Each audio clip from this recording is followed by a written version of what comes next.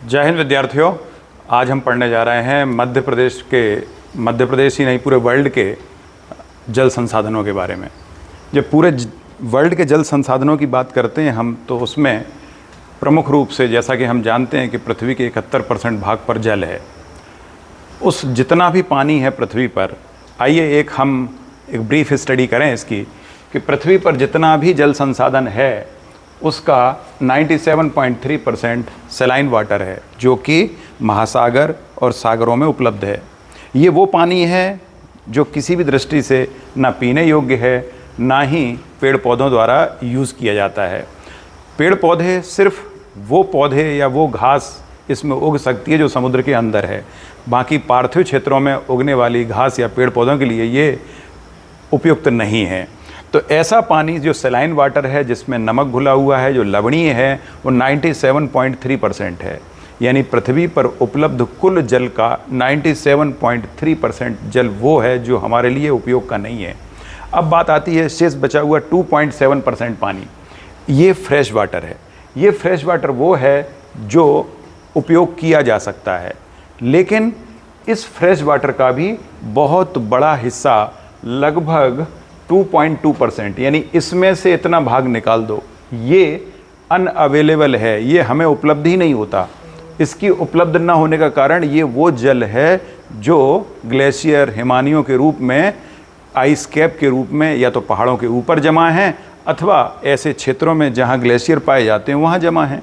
जैसे कि Arctic, Antarctic, जो हमारे आर्कटिक ओशियन के आसपास जो बर्फ़ जमी हुई है उत्तरी गोलार्ध में, उत्तरी ध्रुव पर, और दक्षिणी गोलार्ध के दक्षिणी ध्रुव पर अंटार्कटिका महाद्वीप है, वहाँ पर पूरे आइस जमी हुई है। इसके अलावा ऊंचे ऊंचे पर्वतों के ऊपर आइस कैप पाए जाते हैं। उन सब का अगर वो सारा मटेरियल निकाल दिया जाए तो फिर उपलब्ध जल हमारे पास कितना बचता है? केवल 0.5%। ये जल उपलब्ध है और 2.2% ये लगभग क्या है? ऐसा पानी ये अनुपलब्ध है, ये हमको उपलब्ध ही नहीं होता। परीक्षा में एक प्रश्न पूछा जाता है कि कुल फ्रेश वाटर का कितने प्रतिशत उपलब्ध जल है, यानी ऐसा जल जो फ्रेश वाटर है, कुल फ्रेश वाटर का, पृथ्वी पर जितना फ्रेश वाटर है उसका कितने प्रतिशत उपलब्ध है हमें, जो हमें किसी न किसी रूप में प्राप्त हो जाता है, तो वो कितना है? तो वो आप कितना % बोलोगे?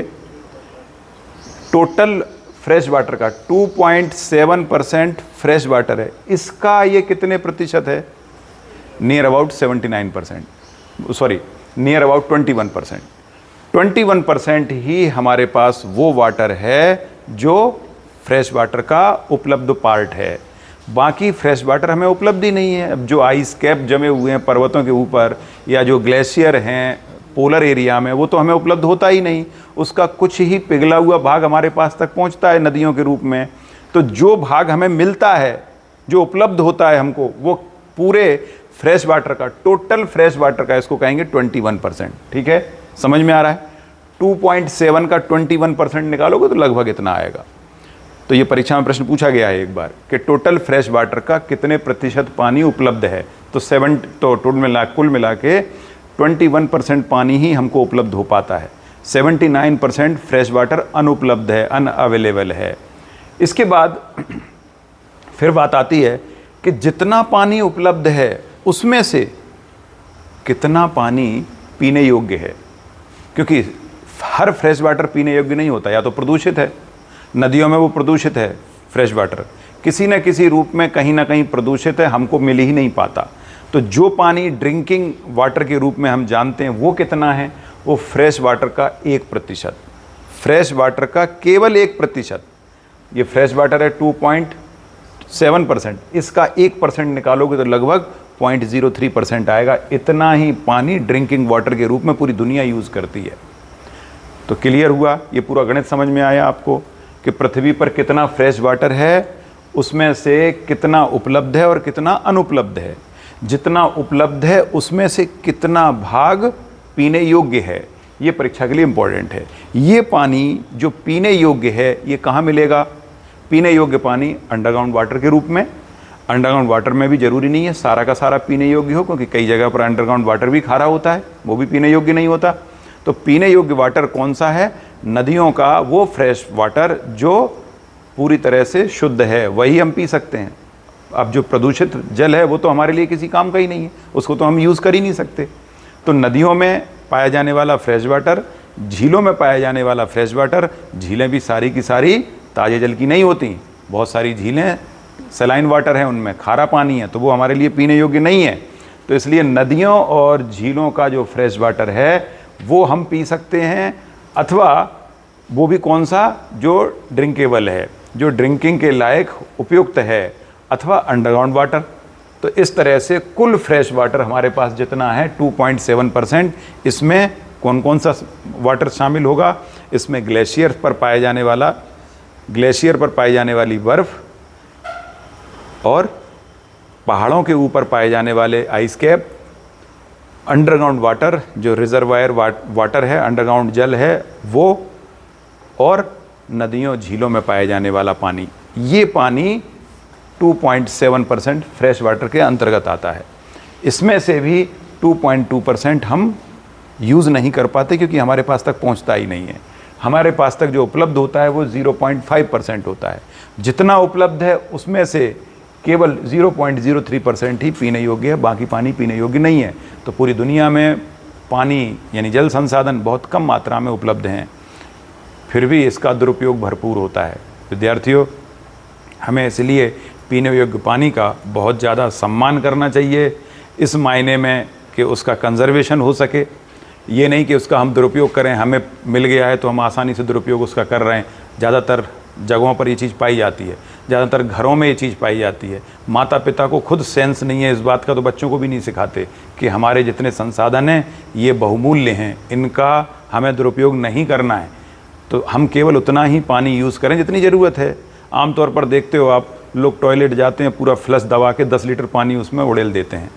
उसमें 1 लीटर पानी बहुत है, इससे ज़्यादा पानी की ज़रूरत नहीं होती। लेकिन लोग पूरा कंप्लीट फ्लश दबा के 10 लीटर पानी यानी 9 लीटर पानी बेकार चला गया हमारा। तो क्यों उस पानी को हम बेकार करें? हमें सोचना चाहिए कि जितना ज़रूरत है उतना ही फ्लश यूज़ करें, उसके बाद उसको उठा दें। इसी तरह से जब हम पानी यूज़ करते हैं, जैसे नहाने में, तो नहाने में भी बहुत सारा लोग क्या करते हैं, उसमें शावर में नीचे खड़े होकर नहाते रहते हैं। कई लोगों को इतना शौक़ होगा घंटों नहाते रहते हैं। तो ये इससे बड़ी मूर्खता कुछ नहीं हो सकती कि हम जल संसाधनों का महत्व ही नहीं समझ रहे हैं।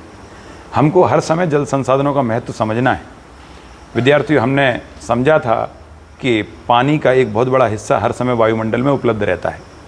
वो वायुमंडल में जो पानी है वो भी फ्रेश वाटर में आता है, वो भी फ्रेश वाटर है, क्योंकि जब वायुमंडल का पानी ज़मीन पर आता है तो वो हमें शुद्ध पानी के रूप में मिलता है। हालांकि वो प्योरेस्ट वाटर नहीं है, क्योंकि उसमें कार्बन डाइऑक्साइड घुलने के कारण कार्बोनिक एसिड घुल जाता है, इसलिए वो भी अशुद्ध हो जाता है। लेकिन फिर भी उस पानी को पिया जा सकता है, क्योंकि कार्बन डाइऑक्साइड तो हर पानी में घुली होती है। ज़मीन में कहीं भी पानी होगा, जैसे ही वायु के संपर्क में आएगा तो उसमें कार्बन डाइऑक्साइड घुल जाएगी। इसलिए प्योरिटी 100% तो किसी पानी की हो ही नहीं सकती। हाँ, जो डिस्टिल वाटर बनाया गया है अंदर ही अंदर, जो वायु के संपर्क में नहीं है, डिस्टिलाइजेशन प्रोसेस के थ्रू बनाया जाता है, वो प्योरेस्ट होता है। लेकिन कभी कोई परीक्षा में पूछ दिया जाता है प्योरेस्ट फॉर्म पानी का, सबसे प्योरेस्ट फॉर्म कौन सा है, तो उसमें आंसर में बारिश का पानी और डिस्टिल वाटर दोनों रहते हैं। तो आपको डिस्टिल वाटर पर निशान लगाना होगा, ना कि बारिश के पानी पर। बारिश के डिस्टिल वाटर आप पी सकते हो, आपको पीने में कोई प्रॉब्लम नहीं है, लेकिन बस प्रॉब्लम ये है कि डिस्टिल वाटर में मिनरल्स नहीं होते। मिनरल्स ना होने के कारण वो आपकी पाचन क्रिया को अच्छे से एक्टिव नहीं करेगा। मिनरल वाटर केवल और केवल दूध मुँहे बच्चे को दिया जा सकता है। जो हाल के पैदा बच्चे होते हैं उनको डिस्टिल वाटर दिया जाता है, क्योंकि उन्हें संक्रमण से बचाने के लिए डॉक्टर कई बार मना कर देते हैं कि बच्चे को, अगर आप पहले बात तो बच्चे को ज़रूरत नहीं है किसी पानी की, क्योंकि वो अपना पानी की सारी पूर्ति माँ के दूध से पूरी करता है। पानी और भोजन दोनों चीज़ें बच्चे को माँ के दूध से मिल जाती हैं, इसलिए उसको ज़रूरत नहीं है। फिर भी अगर किसी बच्चे को बाय द वे ज़रूरत है एक्स्ट्रा पानी की, तो डिस्टिल वाटर देने की डॉक्टर सिफारिश करता है।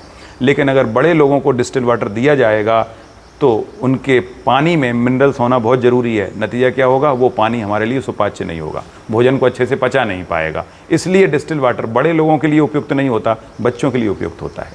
क्लियर हुआ? तो डिस्टिल वाटर के रूप में बारिश से आने वाला पानी भी शुद्ध है, लेकिन वो प्योरेस्ट नहीं है क्योंकि उसमें कार्बन डाइऑक्साइड घुली होती है।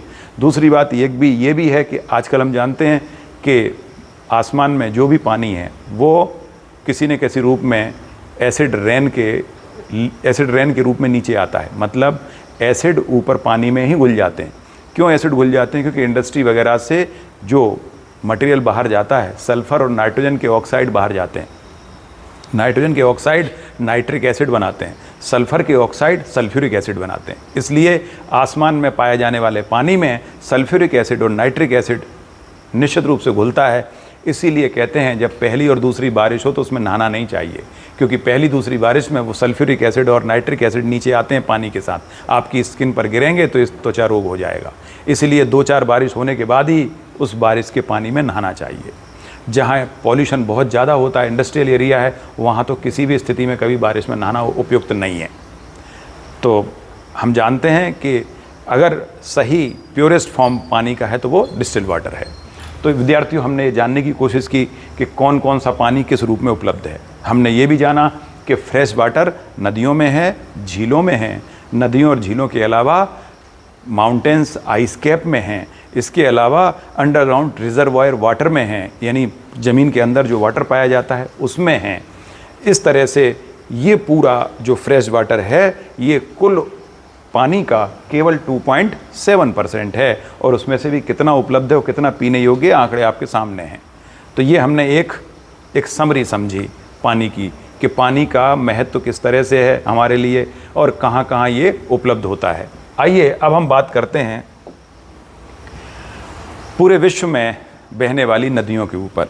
तो विद्यार्थियों, जब भी नदियों की बात आएगी तो पूरे विश्व में कौन कौन से नदियां हैं, आप लोग एटलस को सामने रखिए और हर एक महाद्वीप में बहने वाली नदियों की पूरी जानकारी लीजिए।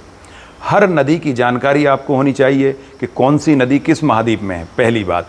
दूसरी बात, उस नदी का बेसिन कितना बड़ा है। बेसिन किसे कहते हैं? सपोज़ अगर कोई नदी है, मान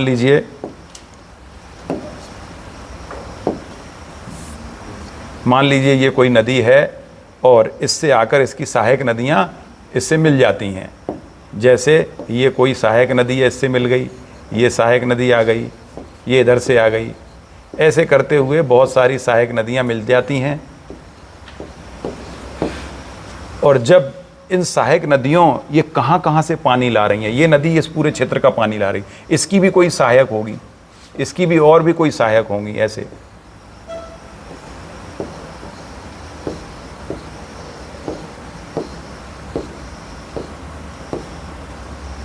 इस तरह से ये बड़ी नदी है, लाल रंग से आप जो देख रहे हैं।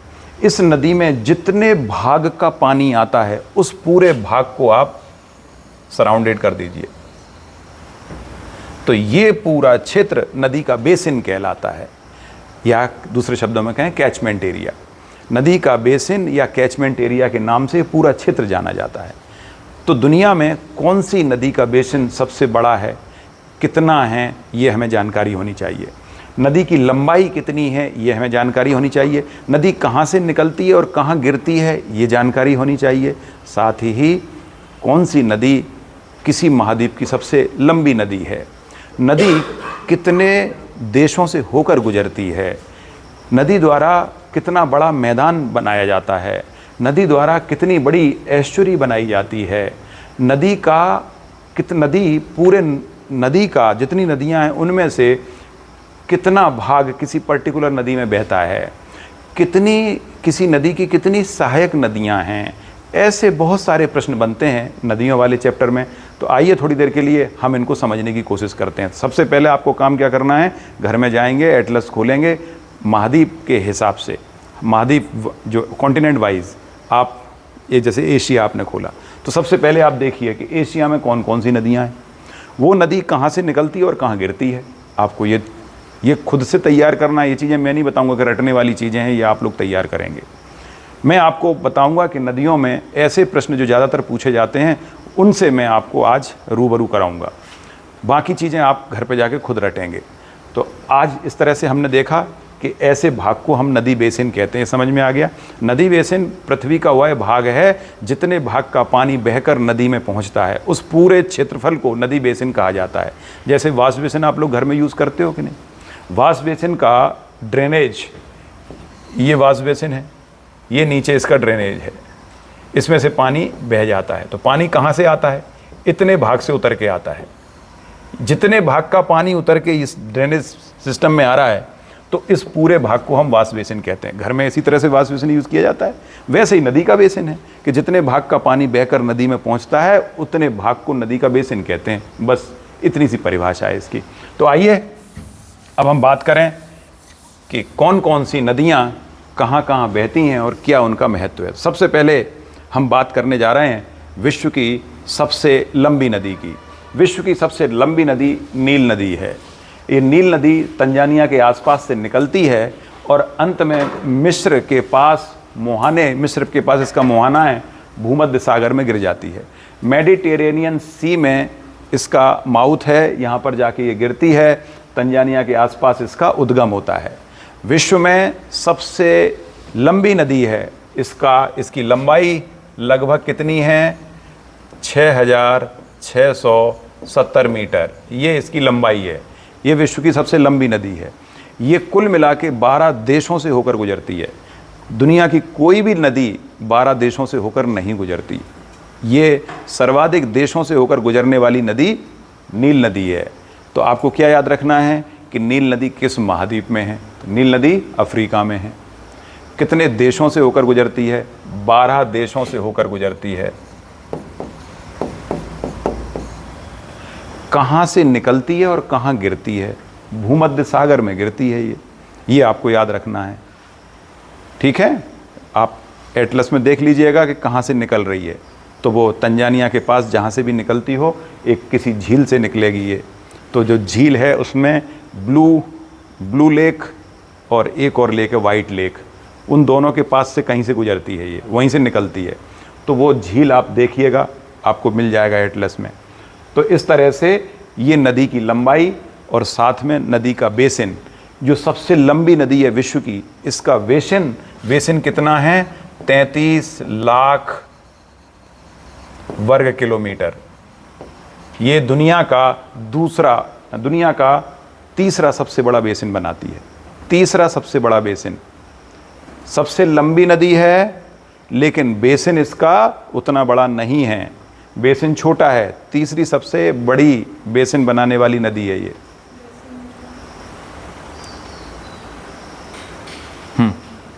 कुछ पूछा? कुछ बोला कि किसी ने? अच्छा, क्लियर हुआ? नील नदी के बारे में आपको क्या याद रखना है? ठीक है, इसकी लंबाई, कितने देशों से गुजर रही है, कौन से महाद्वीप में है, कितना बड़ा इसका नदी बेसिन है, नदी बेसिन का एरिया। इतनी चीज़ें आपको नील नदी के बारे में याद रखना है। इसके बाद अब आते हैं हम विश्व की सर्वाधिक पानी लेकर आने वाली नदी। विश्व की दूसरी सबसे लंबी और सर्वाधिक पानी लेकर जाने वाली नदी अमेजन। ये अमेजन नदी आप देखेंगे, ये कहाँ से गुजर रही, यहाँ से निकलती है और यहाँ तक बहती है। ये अमेजन नदी विश्व की दूसरी सबसे लंबी नदी है। इस नदी की लंबाई 6,450 किलोमीटर। अमेजन नदी विश्व की दूसरी सबसे लंबी नदी है। इसकी लंबाई 6,450 किलोमीटर है। कुल 7 देशों से होकर गुजरती है।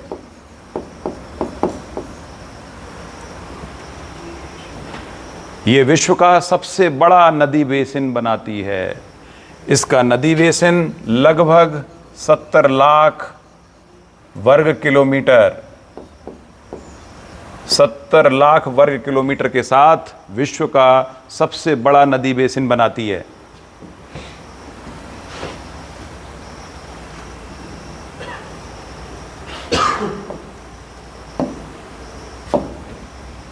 सत्तर लाख स्क्वायर किलोमीटर के साथ विश्व का सबसे बड़ा नदी बेसिन बनाती है।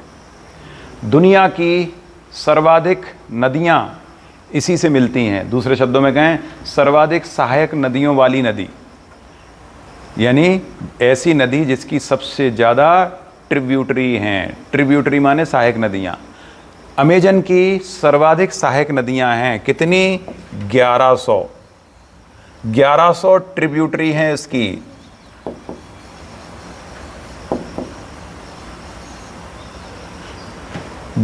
ट्रिब्यूटरी के साथ ये विश्व की सबसे बड़ी नदी है। इसमें 1100 नदियों का पानी आकर मिलता है, इसीलिए दुनिया का सबसे बड़ा बेसिन यही नदी बनाती है।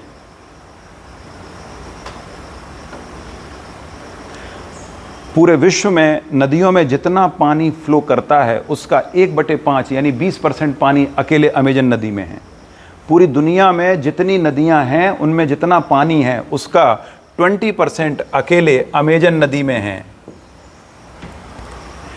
इसीलिए इसे रिवर सी के नाम से जाना जाता है। नदी सागर कहा जाता है इस नदी को। रिवर सी के नाम से जाना जाता है। किस नदी को नदी सागर कहा जाता है? एक कारण और भी है इसे रिवर सी कहने का, क्योंकि इसका पाठ लगभग 48 किलोमीटर चौड़ा है। इसकी जो चौड़ाई है वो 48 किलोमीटर तक हो जाती है बारिश के सीज़न में। और हालांकि ये जहाँ बहती है वहाँ ज़्यादातर बारिश ही रहती है। इक्वेटोरियल इलाके में है ये इक्वेटर के पास है। इक्वेटर के पास होने, इक्वेटर पे क्या है, रोज़ाना 1 घंटे तेज़ मूसलाधार बारिश होती है। इतनी नदियों का पानी बहकर आता है, इसलिए जहाँ ये सबसे चौड़ी है वहाँ इसकी चौड़ाई 48 किलोमीटर तक है। अब अगर आपको 48 किलोमीटर तक पानी पानी दिखे चारों तरफ तो क्या महसूस करोगे? आपको तो यही लगेगा ना ये समुद्र है। इसीलिए इसे रिवर सी के नाम से जाना जाता है। दुनिया की सबसे ज़्यादा बायोडाइवर्सिटी इसी नदी के किनारे है। जैव विविधता यानी विभिन्न प्रकार का fauna and flora. Fauna and flora हमेशा याद रखेंगे। जीव जंतु और वनस्पतियों के लिए हम एक शब्द प्रयोग करेंगे, वो शब्द होगा फौना एंड फ्लोरा। ये शब्द हम प्रयोग करेंगे। फौना मीन्स होता है जीव जंतु, फ्लोरा मीन्स होता है वनस्पतियां। ठीक है, जीव जंतु और वनस्पतियों, पूरे विश्व के जितने जीव जंतु और वनस्पतियां हैं उनमें सबसे ज़्यादा संख्या अमेजन नदी के आसपास, अमेजन नदी की घाटी में ही पाई जाती है। तो दुनिया का सबसे बड़ा बायोडाइवर्सिटी यानी जैव विविधता वाला क्षेत्र अमेजन नदी की घाटी है।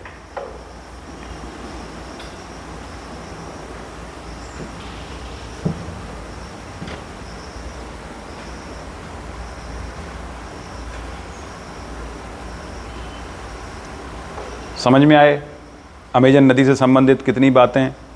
दुनिया की सबसे सर्वाधिक जल बहाकर लाने वाली नदी अमेजन, दुनिया की दूसरी सबसे लंबी नदी, दुनिया का सबसे बड़ा बेसिन अमेजन का, दुनिया की सबसे ज़्यादा ट्रिब्यूटरी अमेजन की 1100, दुनिया की कुल नदियों में बहने वाले पानी का 1/5 यानी 20% पानी अकेले अमेजन नदी में बहता है।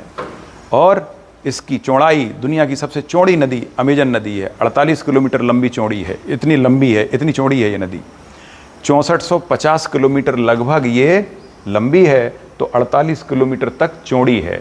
इसीलिए इसे रिवर सी के नाम से जाना जाता है। विद्यार्थियों, इतने नील नदी और अमेजन नदी के ये इतने फैक्ट्स आपको हर समय याद होने चाहिए। इसके साथ ही अब हम बात करते हैं पूरी दुनिया में नदियाँ कितनी हैं। विद्यार्थियों, पूरी दुनिया में नदियों की संख्या लगभग 48,000 है। पूरी दुनिया में 48,000 नदियाँ हैं। टोटल रिवर इन वर्ल्ड अगर हम बात करें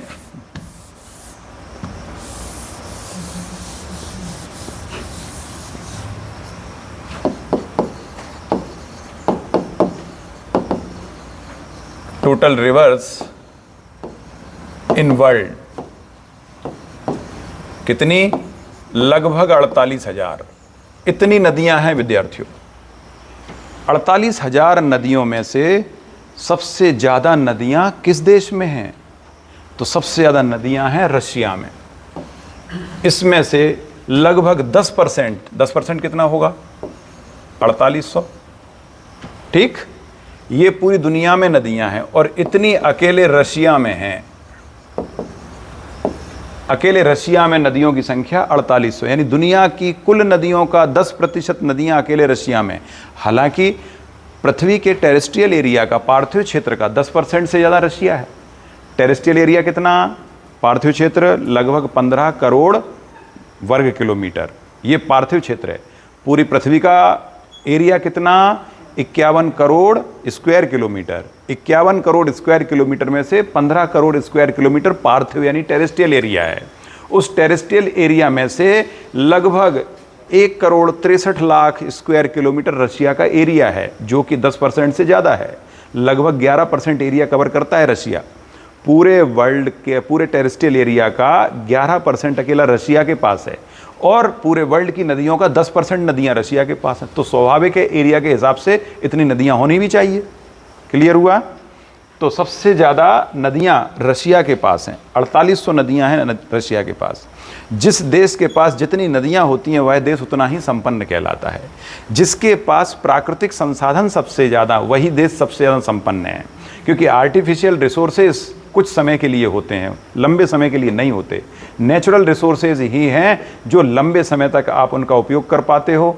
अगर आपने उनका पूरी तरह से संरक्षण किया, उनका ध्यान रखा, तो नेचुरल रिसोर्सेज ऐसे रिसोर्सेज होते हैं उनका थोड़ा मोड़ा दोहन आप कर भी लेते हो तो वो अपना संतुलन बना लेते हैं, वो उतना फिर से तैयार कर लेते हैं। जैसे जंगल हैं, फॉरेस्ट हैं, उसमें से थोड़ा फॉरेस्ट अगर आपने काट भी लिया तो फॉरेस्ट उतना अपने आप रिकवर हो जाता है। जैसे पहले आदिवासी शिफ्टिंग कल्टीवेशन करते थे, स्थानांतरी कृषि किया करते थे, तो वो क्या करते थे कि जितना भाग उनके पास है या उनके पहुंच में है, उसमें से मान लीजिए आज उन्होंने 1-2 एकड़ भूमि को काट दिया, जंगल काट दिए, काट के उसको सुखा दिए, सुखा के उन्होंने बीज छिड़क दिए और फिर उसमें कुछ उन्होंने थोड़ी मोड़ी कृषि का काम कर लिया।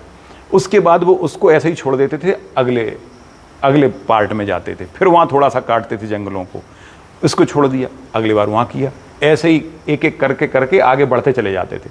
10-12 साल बाद वो फिर से जहाँ उन्होंने पहली बार शिफ्टिंग कल्टीवेशन किया था वहाँ जंगल अपने आप खड़ा हो जाता है फिर।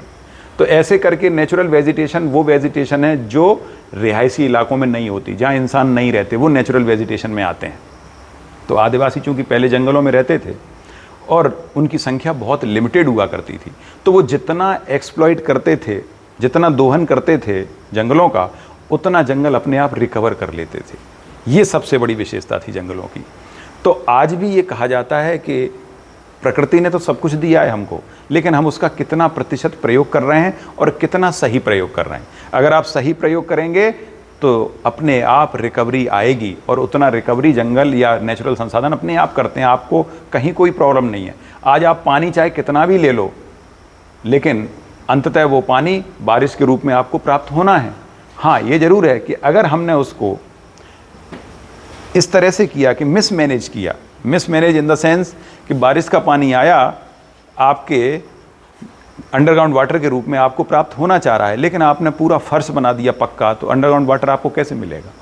तो आपके क्षेत्र का अंडरग्राउंड वाटर आपने यूज़ तो कर लिया, हैंडपंप से पानी तो निकाला, कुओं से पानी निकाला, बोर से पानी निकाला, लेकिन उतना पानी अंदर गया नहीं। नतीजा क्या होगा? उस क्षेत्र का पानी किसी दूसरी जगह डाइवर्ट हो जाएगा और उस क्षेत्र में वाटर लेवल की समस्या पैदा हो जाएगी। लेकिन ऐसा नहीं होगा कि पानी ख़त्म हो जाएगा, पानी कभी ख़त्म नहीं होता, वो एक स्थान से दूसरे स्थान शिफ्ट हो जाता है।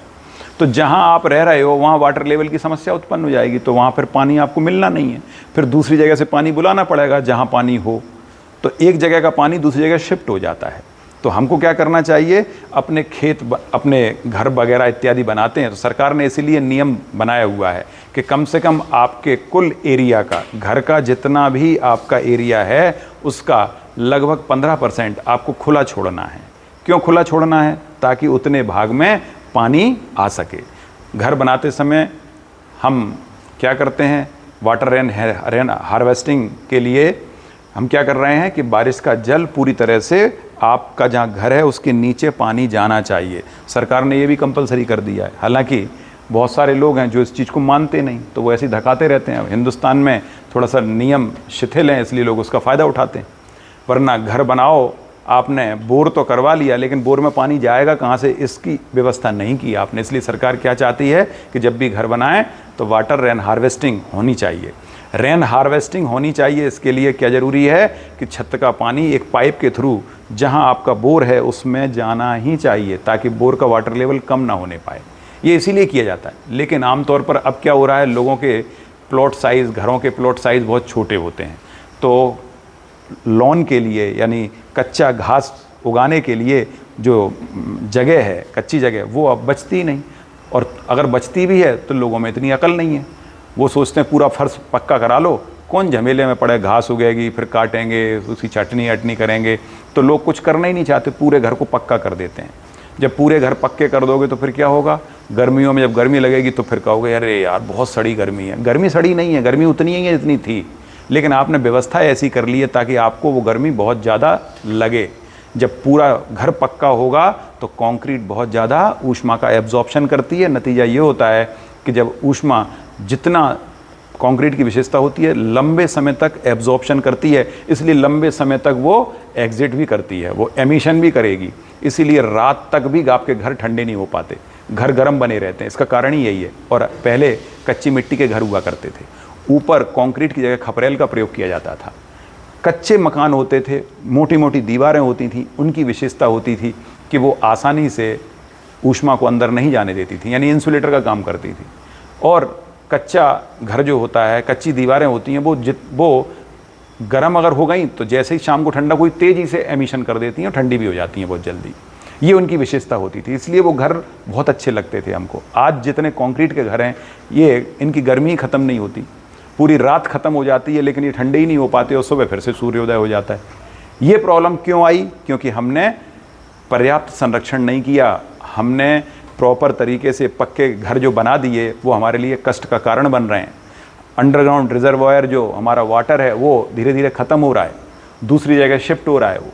तो इसीलिए सरकार ने ये कोशिश की कि आप ऐसा काम करें ताकि रेन हार्वेस्टिंग के माध्यम से वाटर लेवल पर्याप्त बना रहे। तो विद्यार्थियों, ये जो नदियों में पानी बहकर जा रहा है, इस पानी का भी हमें सदुपयोग करना है। इसीलिए तो हमने बांध बनाए ताकि हम इसका सदुपयोग कर सकें। तो नदियों के पानी का सदुपयोग करने के लिए हमने बांध बना लिए, लेकिन उसमें भी समस्याएं उत्पन्न हो गई बहुत सारी। उसकी भी अपनी एक समस्या है। एनवायरनमेंट किसी न किसी प्रकार से प्रभावित होता ही है। हम कुछ भी करेंगे एनवायरनमेंट प्रभावित होता है जब भी हम विकास करें। तो इसीलिए कहा जाता है डेवलपमेंट कैसा होना चाहिए, सस्टेनेबल, ऐसा जो विकास के साथ साथ पर्यावरण को हानि ना पहुंचाए, ऐसा विकास हमारे लिए अच्छा है। तो इसी विकास की वकालत हमेशा की जाती है। तो पूरी दुनिया में जितनी भी नदियां हैं उसमें से हमने क्या देखा कि 48,000 नदियों में से लगभग कितनी 4800 नदियां अकेले रशिया में हैं। पूरे विश्व में जितनी झीलें हैं, कितनी झीलें हैं, लगभग 14 लाख झीलें हैं। 14 लाख झीलों में से सबसे ज़्यादा झीलें, लगभग 9.5 लाख झीलें अकेले कनाडा में हैं। तो आप देखिए, याद रखना बहुत आसान है। दुनिया का सबसे बड़े 2 ही देश हैं। अगर हम सबसे बड़े देशों की बात करें एरिया वाइज, रशिया के बाद सेकंड नंबर किसका आता है? कनाडा का। नदी बड़ी या झील? सामान्य तौर पर लंबाई किसकी ज़्यादा होती है? नदी की। तो इसलिए सबसे बड़े देश में सबसे ज़्यादा नदियाँ, दूसरे सबसे बड़े देश में सबसे ज़्यादा झीलें। याद रखना बहुत आसान है। तो पूरे विश्व में 14 लाख झीलों में से लगभग 9.5 लाख झीलें अकेले कनाडा में हैं। तो ये कनाडा दुनिया का सबसे सर्वाधिक झीलों वाला देश है। लेकिन अगर छोटे से देश की बात करें तो फिनलैंड। फिनलैंड कहाँ है? ऊपर फिनलैंड, स्वीडन और नॉर्वे 3 देश हैं। तो उनमें से फिनलैंड कौन सा वाला है? ये वाला, ये फिनलैंड है। फिनलैंड को क्या कहा जाता है? हजार झीलों का देश। हजार झीलों का देश नहीं, हजारों झीलों का देश। Country of 1000 lakes, country of 1000 lakes, हजारों झीलों का देश। इसमें झीलों की संख्या कितनी है? 1,80,000 झीलें हैं फिनलैंड में। फिर भी इसी को हजारों झीलों का देश क्यों बोला जा रहा है? क्योंकि एरिया वाइज ये बहुत छोटी जगह में ज़्यादा झीलें हैं। इसका जितना एरिया है उस हिसाब से झीलें बहुत ज़्यादा हैं। देखो, कनाडा में भी 9.5 लाख झीलें हैं, लेकिन कनाडा को ये एक प्रकार से संज्ञा नहीं दी गई कि हजारों झीलों का देश। वो कहा गया फिनलैंड को, क्योंकि सबसे कम एरिया में सबसे ज़्यादा झीलें अगर कहीं हैं तो वो फिनलैंड में है, इसीलिए उसको बोला जाता है। तो इसके बाद अब बात आती है, मैंने कहा आपको नदियों से संबंधित कुछ मैंने जनरल बातें बताई। अब आइए नदियों से संबंधित कुछ और ऐसी बातें जो बहुत इम्पोर्टेंट हैं। तो विद्यार्थियों, अब हम आगे बढ़ते हैं। जितनी भी नदियां हैं पूरी दुनिया में, इन नदियों की एक विशेषता है कि ये नदियां रंगीन नदियां हैं। इनका भी कुछ न कुछ कलर है और उस कलर के नाम पर इनका नाम रखा गया। अगर हम कलर की बात करें तो पूरी दुनिया में एक नदी ऐसी है जिसमें 5 रंग का पानी दिखाई देता है। 5 रंग का पानी दिखाई देने के कारण उसे रिवर ऑफ 5 कलर्स के नाम से जाना जाता है। रिवर ऑफ 5 कलर्स, इसे कहते हैं कैनो क्रिस्टल। कैनो क्रिस्टल ये वो नदी है जो कोलंबिया में है। कोलंबिया कहाँ है? कोलंबिया कहाँ है? ये वेनेजुएला के बाजू में कोलंबिया। कोलंबिया में नदी बहती है कैनो क्रिस्टल। इसे रिवर ऑफ 5 कलर या लिक्विड रेनबो के नाम से जाना जाता है। परीक्षा के लिए बहुत इंपॉर्टेंट है।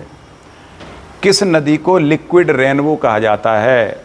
लिक्विड रेनबो, तरल रेनबो, रेनबो मतलब 7 कलर, 7 कलर इंद्रधनुष।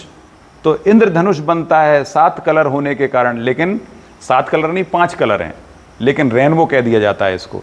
तो इसके 2 नाम हैं, रिवर ऑफ 5 कलर और लिक्विड रेनबो कहा जाता है कैनो क्रिस्टल नदी को। और कैनो क्रिस्टल नदी कोलंबिया में बहती है। दक्षिण अमेरिका महाद्वीप के कोलंबिया में कैनो क्रिस्टल नदी बहती है, जिसे लिक्विड रेनबो या रिवर ऑफ 5 कलर के नाम से जाना जाता है।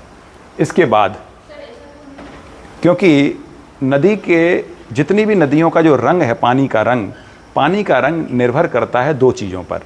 एक, जिस सरफेस पर बहता है पानी, उस सरफेस का कलर कैसा है। तो यहाँ पर चट्टानें रंग बिरंगी हैं। अथवा दूसरा कारण है, उसके नीचे जो घास उगती है वो घास कैसी है, वो जो एल्गी है वो एल्गी का कलर वैसा है। तो बॉटम का कलर जैसा होगा पानी वैसे कलर का दिखाई देता है। तो हम कहेंगे किसी भी नदी के पानी का रंग उस नदी के बॉटम की चट्टानों और उसके अंदर पैदा होने वाली एल्गी के कलर पर निर्भर करता है। तो अलग अलग रंग की एल्गी यानी जो घास होती है वो और चट्टानों का कलर, वो ही पानी को कलर देता है। तो वहाँ पर रंग बिरंगी घास और रंग बिरंगी चट्टानें हैं, इसलिए नदी का रंग रेनबो कलर के नाम से जाना जाता है। रेनबो जैसा दिखाई देता है ना पानी का रंग। इसी के साथ 3 प्राइमरी कलर आप लोग जानते हो बहुत अच्छे से। प्राइमरी कलर कौन कौन से होते हैं? रेड, ब्लू और ग्रीन, ये प्राइमरी कलर है, परीक्षा के लिए इंपॉर्टेंट। प्राइमरी कलर के नाम पर बहने वाली तीनों नदियां किस महाद्वीप में बहती हैं? प्राइमरी कलर के नाम पर बहने वाली तीनों नदियां रेड रिवर, ब्लू रिवर और ग्रीन रिवर, ये तीनों नाम हैं उत्तर अमेरिका महाद्वीप में बहने वाली नदियों के।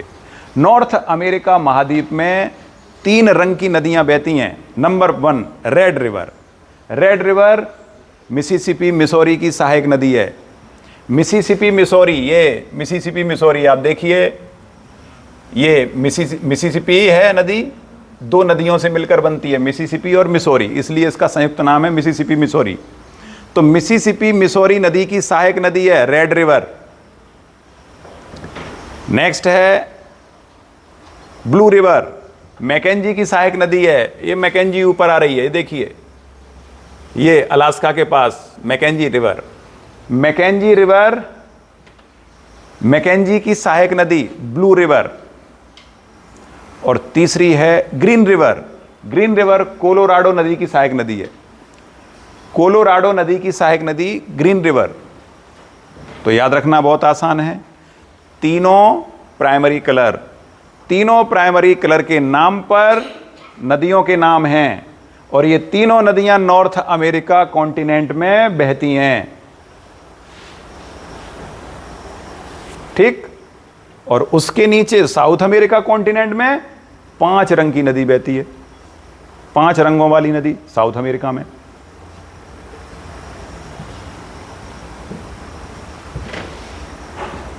अब कौन सा कलर बच गया? एक और कलर, ऑरेंज रिवर। ऑरेंज रंग पर orange river. Orange river south Africa में है। साउथ अफ्रीका में ऑरेंज रिवर।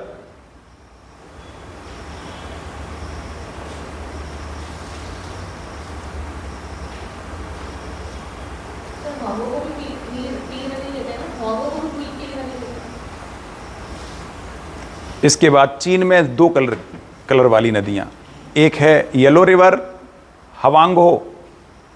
येलो रिवर हवांगो कहाँ है? चाइना में दिख रही है कहीं? ये येलो रिवर, येलो रिवर, इसे हवांग हो, इसका दूसरा नाम है हवांग हो। और एक और है ब्लैक रिवर। ब्लैक रिवर चीन और वियतनाम दोनों का संयुक्त, चाइना और वियतनाम, वियतनाम यहीं पास में है ये, तो चाइना और वियतनाम दोनों में बहती है ब्लैक रिवर। तो लगभग सारे कलर हो गए।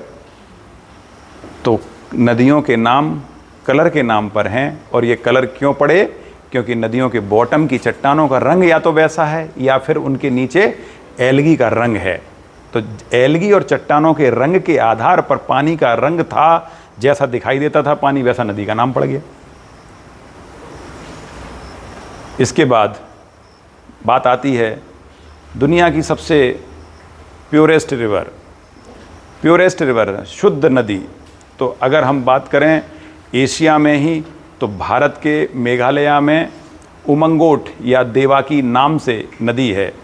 मेघालय में, मेघालय राज्य में उमंगोट या देवाकी एक ही नदी का नाम है। उसी को देवाकी कहते हैं, उसी को उमंगोट कहते हैं। ये एशिया की सबसे क्लीनेस्ट रिवर है। हालांकि क्लीनेस्ट का कोई पैमाना नहीं है कि वर्ल्ड की कोई क्लीनेस्ट रिवर हो, इसी को कई बार वर्ल्ड की भी क्लीनेस्ट रिवर कह देते हैं। बस अंतर इतना है कि जब आप इसे देखोगे तो ये इतनी क्लीन है कि ज़मीन का पानी ज़मीन के नीचे पूरा क्रिस्टल क्लियर दिखाई देता है कि बॉटम में कहाँ क्या है। अगर आपका एक पेन भी गिर जाए, पेन तो छोड़ो और छोटी चीज़ गिर जाए तो आप ऊपर से देख सकते हो। हाथ में पहनी हुई अंगूठी गिरा दो, दिखाई देती है कहाँ गिर रही है। जिस नाव में आप बैठे हो उस नाव का पूरा पिक्चर नीचे बनता है, पूरी फोटो बन जाती है नीचे बॉटम में, इतना प्योर पानी है। मध्य प्रदेश की सबसे क्लीनेस्ट रिवर कौन सी? अगर आपसे कोई पूछे कि एमपी की क्लीनेस्ट रिवर कौन सी, बता सकते हो? कौन सी? Chambal. Cleanest river of Madhya Pradesh, Chambal. Cleanest river of India, Umngot या Dawki. Cleanest river of Asia, Umngot या देवाकी।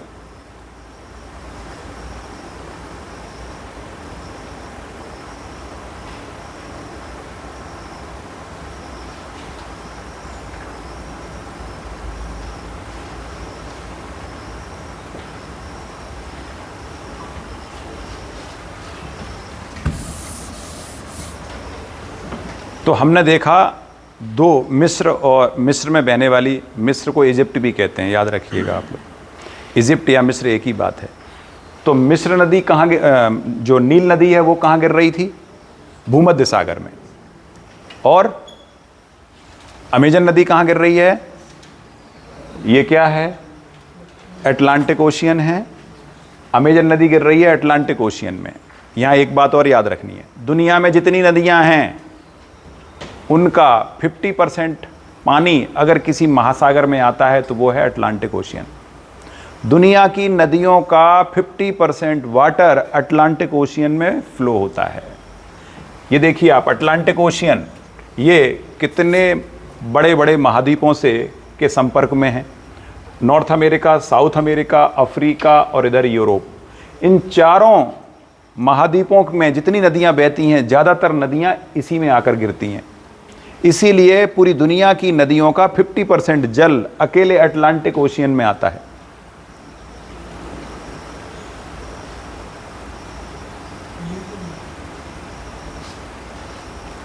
अब आइए, सबसे बड़ी नदी, सबसे लंबी नदी, नॉर्थ अमेरिका की सबसे लंबी नदी, नॉर्थ अमेरिका की सबसे लंबी नदी मिसिसिपी मिसौरी। नॉर्थ अमेरिका की सबसे लंबी नदी ये मिसिसिपी मिसौरी, जो मिसिसिपी और मिसौरी दोनों नदियों के मिलने से बनी है।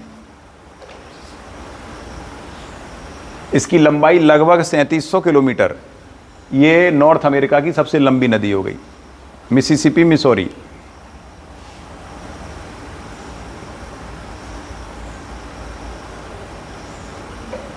नॉर्थ अमेरिका का सबसे बड़ा बेसिन भी यही नदी बनाती है।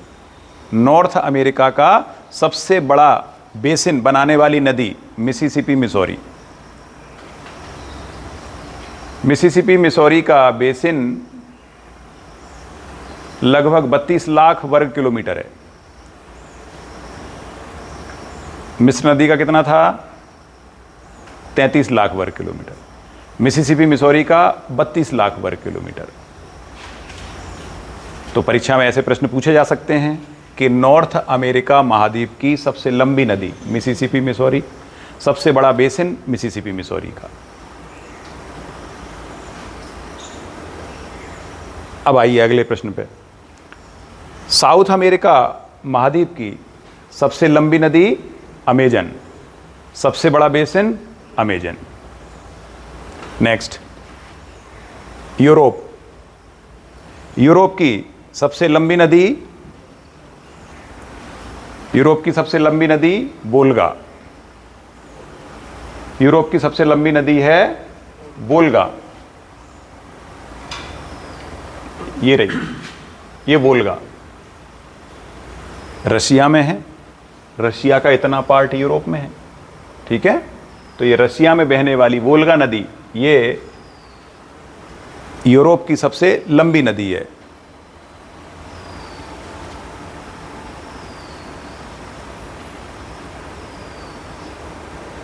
यूरोप की सबसे बड़ा बेसिन बनाने वाली नदी, यूरोप का सबसे बड़ा बेसिन बनाने वाली नदी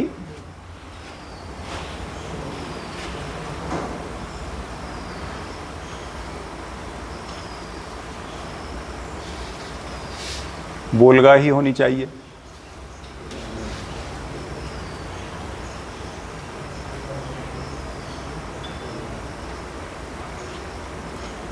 अफ्रीका की सबसे लंबी नदी नील, सबसे बड़ा बेसिन नील का। एशिया की सबसे लंबी नदी यांग सिटी क्यांग, यांग तीसी क्यांग सबसे लंबी नदी है। यांग तीसी क्यांग ये है यांग तीसी क्यांग, ये सबसे लंबी नदी है। चाइना में बहती है, कुनलुन पहाड़ी से निकलती है और येलो सागर में गिर जाती है, येलो सी में जाके गिर जाती है। ये एशिया की सबसे लंबी नदी है। इसकी लंबाई लगभग कितनी है? यांग तीसी क्यांग की लंबाई 6000 किलोमीटर के आसपास है। ये एशिया की सबसे लंबी नदी है और एशिया का सबसे बड़ा बेसिन बनाने वाली नदी वो है ओब। ओब ये सबसे बड़ा बेसिन बनाती है। ओब नदी एशिया का सबसे बड़ा बेसिन बनाने वाली नदी है।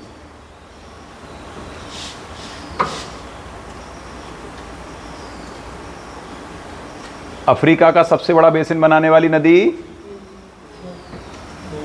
अफ्रीका का सबसे बड़ा बेसिन बनाने वाली नदी मैंने नील बताया, गलत बता दिया है, सुधारिए उसको। कांगो नदी का बेसिन सबसे बड़ा है। सबसे लंबी है नील, लेकिन बेसिन सबसे बड़ा है कांगो का, 37 लाख वर्ग किलोमीटर। 37 लाख, जबकि नील का बेसिन 33 लाख वर्ग किलोमीटर है। सुधारिए इसको। सबसे बड़ा बेसिन अफ्रीका में कांगो नदी का, कांगो को ही जायरे भी कहते हैं, कांगो या जायरे एक ही नदी का नाम है। विश्व का दूसरा बड़ा जैव विविधता क्षेत्र है, बायोडाइवर्सिटी एरिया, फोना एंड फ्लोरा दूसरे नंबर पर अमेजन के बाद अगर किसी का है तो वो कांगो का है। कांगो की एक विशेषता और क्या, ये विश्व की सबसे गहरी नदी है। विश्व की सबसे गहरी नदी, 220 मीटर गहरी है ये नदी।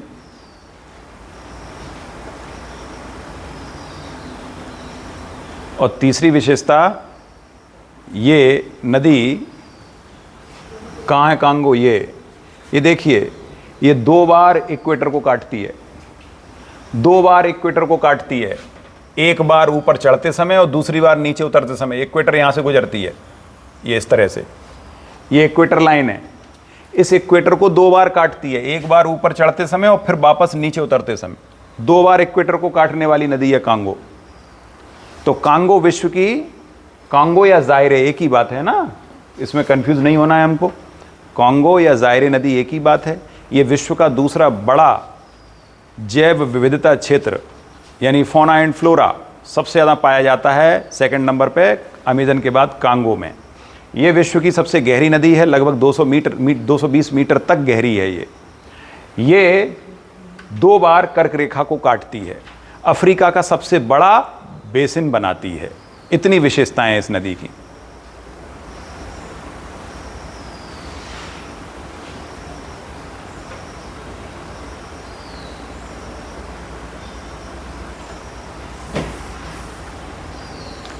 ऑस्ट्रेलिया सबसे बड़ी नदी मुरे डार्लिंग, मुरे डार्लिंग ये सबसे बड़ी नदी है।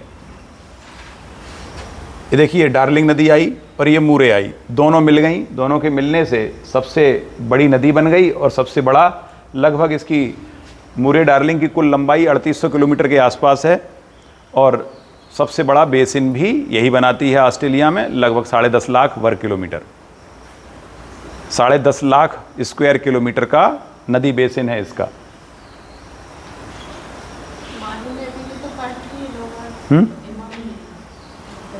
कौन सी? हिमानी, माही नदी। माही नदी कर्क रेखा को 2 बार काटती है, लिख लो। कर्क रेखा को 2 बार काटने वाली नदी माही नदी। हाँ, जाम्बेजी किसकी? हाँ, मकर रेखा को काटने वाली, 2 बार काटने वाली लिम्पोपो। मकर रेखा को 2 बार काटने वाली नदी लिम्पोपो। लिम्पोपो कहाँ है? अफ्रीका में। अफ्रीका में ही लिम्पोपो नदी है जो मकर रेखा को 2 बार काटती है। मकर रेखा अफ्रीका में कहाँ से गुजरती है? यहाँ से। ये मकर रेखा को काटती है 2 बार लिम्पोपो नदी। यहाँ है लिम्पोपो। तो लिम्पोपो नदी 2 बार काटती है मकर रेखा को। कांगो नदी 2 बार काटती है इक्वेटर यानी भूमध्य रेखा को। और मध्य प्रदेश में बहने वाली माही नदी 2 बार काटती है। ये माही नदी यहाँ बहती है राजस्थान के पास, ये कर्क रेखा।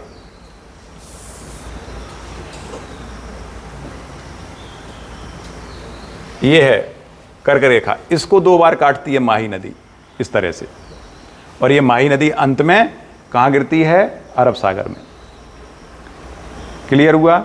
अरब सागर में 3 नदियां हैं फेमस पश्चिम की ओर बहने वाली, उनमें नर्मदा, ताप्ती, माही। इसके अलावा साबरमती, गुजरात में बहने वाली साबरमती, वो भी यहीं गिरती है अरब सागर में।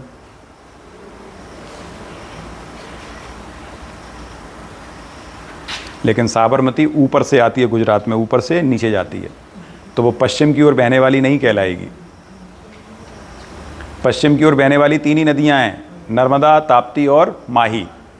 तो माही नदी कर्क रेखा को 2 बार काटती है। क्लियर हुआ? भूमध्य रेखा को 2 बार काटने वाली कांगो, मकर रेखा को 2 बार काटने वाली लिम्पोपो।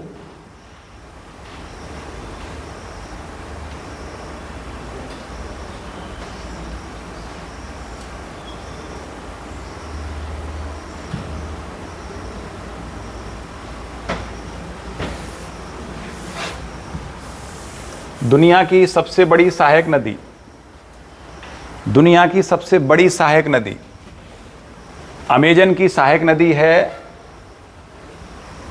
अमेजन की एक सहायक नदी है मडेरिया मेमोर ग्रेबो। मडेरिया मेमोर ग्रेबो ये अमेजन की सबसे बड़ी सहायक नदी है। इसकी लंबाई लगभग 3400 किलोमीटर के आसपास है। ये विश्व की सबसे बड़ी, सबसे लंबी सहायक नदी है मडेरिया मेमोर ग्रेबो। मडेरिया मेमोर ग्रेबे, ग्रेबे, ग्रेबो नहीं, ग्रेबे।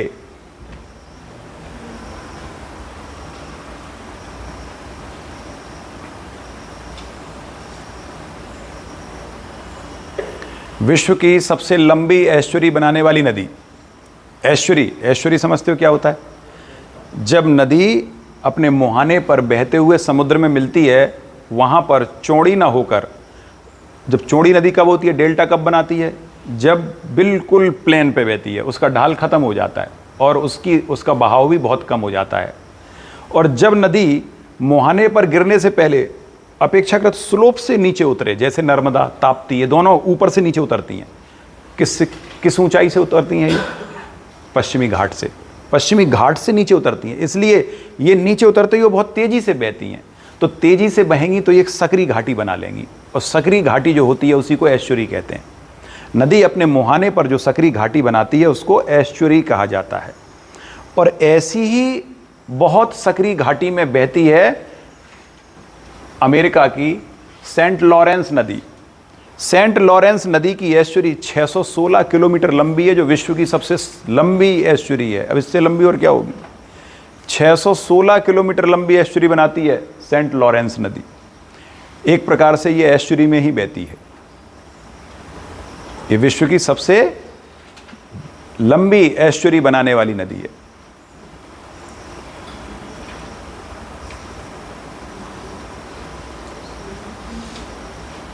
दुनिया का सबसे बड़ा कैनियन बनाने वाली नदी कोलोराडो। कोलोराडो अमेरिका की सबसे बड़ा कैनियन बनाती है।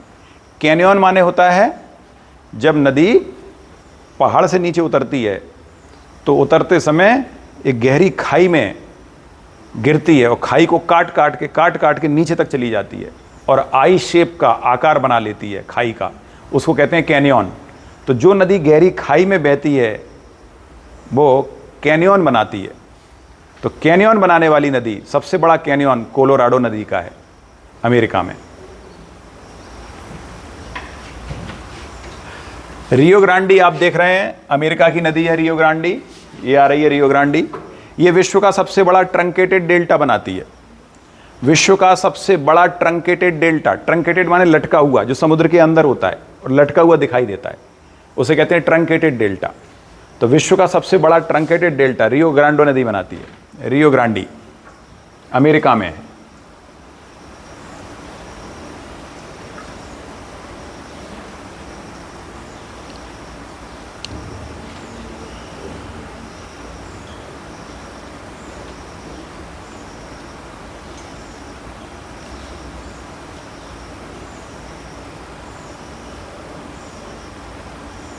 विश्व का सर्वाधिक उपजाऊ मैदान येलो रिवर का, विश्व का सर्वाधिक उपजाऊ मैदान येलो रिवर बनाती है। विश्व का सबसे बड़ा मैदान येनिसी नदी बनाती है। अब रशिया में बहने वाली येनिसी नदी का मैदान विश्व का सबसे बड़ा रिवर प्लेन है। इसका क्षेत्रफल लगभग 30 लाख वर्ग किलोमीटर है। विश्व का सबसे बड़ा मैदान बनाने वाली नदी येनिसी रशिया में बहती है। ये लगभग 30 लाख वर्ग किलोमीटर क्षेत्र का मैदान बनाती है। इसके दोनों ओर का जो मैदान है वो 30 लाख वर्ग किलोमीटर में फैला हुआ है। सबसे बड़ा रिवर प्लेन के नाम से जाना जाता है।